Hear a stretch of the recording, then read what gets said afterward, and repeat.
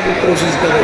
आप सब सोच रहे होंगे अखबारों में बड़ा बड़ा विज्ञापन, बड़े बड़े मंत्री नतमस्तक, प्रधानमंत्री से लेकर सब उनके साथ लगे हुए हैं और केवल यही कह रहे हैं कि समाज में विदुषी रही है, समाज को आगे बढ़ाया, गरीबों को सम्मान दिया, दूसरों को ऊंचा उठाने की कोशिश की है, सबको अपने राज्य में बराबरी का दर्जा दिया है और उस दर्जा को प्राप्त करने के लिए आज आप यहाँ सब इकट्ठा हुए।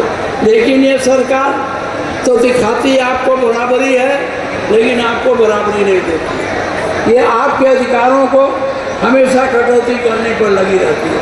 मुझे भी बताया गया धनगर समाज को जाति प्रमाण पत्र देने में बड़ी बड़ी जाति हो गई। ये आप ही क्या नहीं है, हमारे यहाँ समाज कम है, हमारे यहाँ दूसरी जातियाँ हैं जो पीडीए के अंदर आती हैं, उनको भी सर्टिफिकेट देने में दिक्कत होती है। जब आपको मान्यता है तो आपको ये मिलना चाहिए।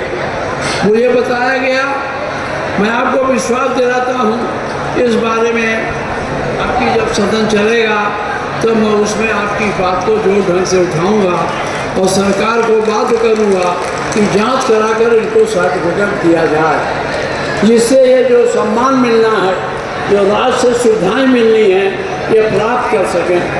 दूसरी बात मैं आपसे और कहना चाहता हूँ, इस सरकार में पीडीए के लोगों पर ज्यादतियाँ बढ़ी हैं, परेशानी बढ़ी है, फर्जी मुकदमे लिखाए जा रहे हैं, फर्जी इनकाउंटर किए जा रहे हैं, लोगों को फर्जी ढंग से जेल भेजा जा रहा है।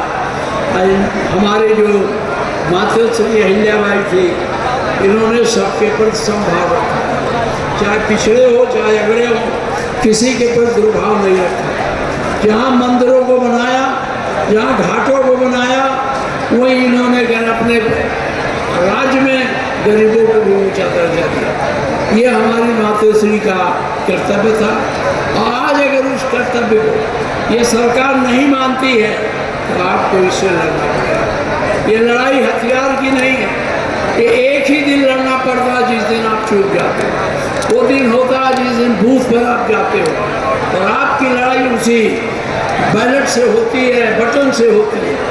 उस दिन अगर मजबूती से साइकिल बटन आप दबा दोगे तो ये अन्याय जो हो रहा अपने आप खत्म हो जाएगा। अगर ये अन्याय बढ़ रहा है, यह सरकार धीरे धीरे अधिनायक शाही की तरफ बढ़ रही है।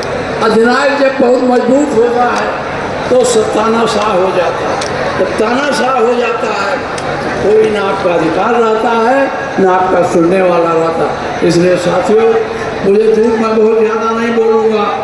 मातृश्री को नमन करते हुए फिर एक बार आपसे वादा चाहता, बोलो अन्याय के खिलाफ चुनाव के दिन लड़ोगे? बोलो हाँ कि नहीं लड़ोगे? मोहर लगाओगे साइकिल पर? अगर साइकिल पर मोहर लगाओगे उसी दिन जो अन्याय है वो रुक जाएगा। समाजवादी पार्टी की क्या नहीं किया, हम लोगों ने बहुत किया।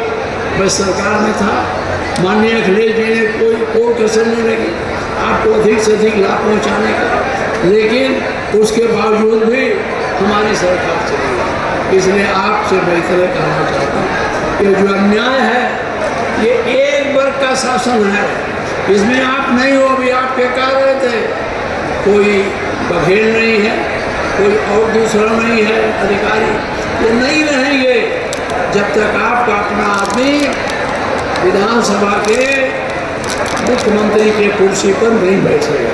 इसलिए साथियों, आप सब बहुत थके हो, मैं ज़्यादा भाषण नहीं करूँगा।